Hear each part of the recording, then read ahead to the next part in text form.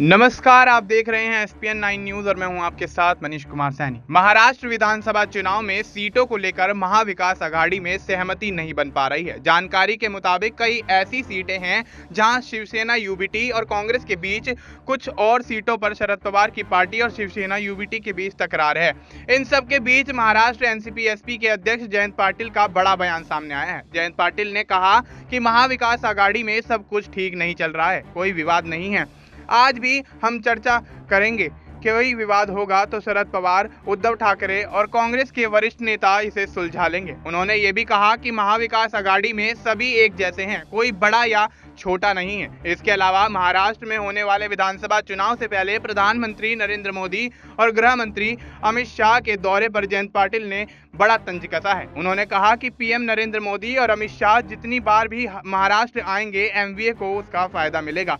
वहीं कांग्रेस नेता बालासाहेब थोराट के कांग्रेस के सीएम वाले बयान पर भी पाटिल ने अपनी प्रतिक्रिया दी है। उन्होंने कहा कि बालासाहेब थोराट को उस समय जो लगा होगा उन्होंने बोला होगा, क्योंकि कार्यकर्ताओं के सामने इस प्रकार से बोलना पड़ता है।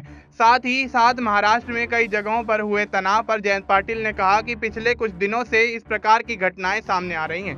ये समझ नहीं आता है कि सरकार का आखिर इरादा क्या है।